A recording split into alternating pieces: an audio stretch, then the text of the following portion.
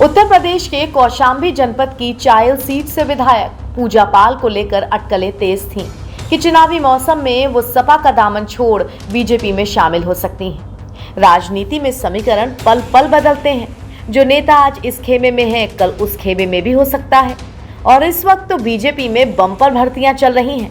निर्दलीय का भी स्वागत है और अगर विपक्षी खेमे से हैं तो डबल स्वागत है।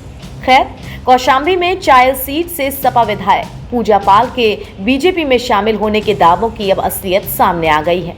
खुद पूजा पाल ने इन अटकलों की सच्चाई बता दी है। चर्चा थी कि पूजा पाल सपा से रिश्ते तोड़कर इसी हफ्ते बीजेपी में शामिल हो सकती हैं, लेकिन अब चायल विधायक ने साफ कर दिया है कि वो किसी भी पार्टी में नहीं जा रही। उन्होंने ट्वीट करके कहा है कि अफवाह राजनीतिक दलों की साजिश है जो मेरी छवि को धूमिल करना चाहते हैं। दरअसल ऐसी खबरें थीं कि पूजा पाल की उनके प्रतिनिधि अनिल यादव के साथ बन नहीं रही है। अनिल यादव ने पूजा से दूरी बना ली है और अपने प्रतिनिधि पद से इस्तीफा दे दिया है।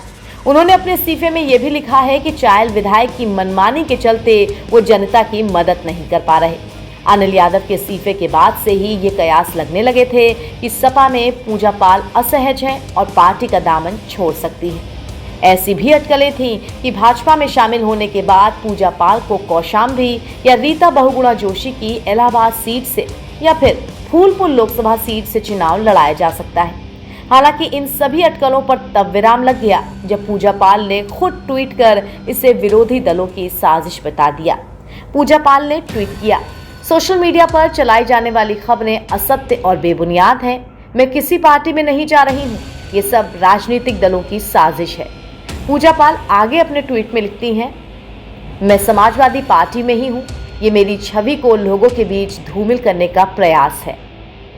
पूजा पाल पूर्व बसपा विधायक राजू पाल की पत्नी है। साल 2005 में दोनों की शादी के 9 दिन बाद ही राजू पाल की गोली मारकर हत्या कर दी गई थी। इस हत्याकांड में अतीक अहमद और अशरफ का नाम सामने आया था। मामले में उमेश पाल गवाह था, जिसकी भी हत्या अतीक गैंग ने कर दी। बाद में अतीक और अशरफ की भी हत्या हो गई। राजू पाल की हत्या के बाद बसपा ने पूजा पाल को टिकट देकर चुनाव लड़वाया था।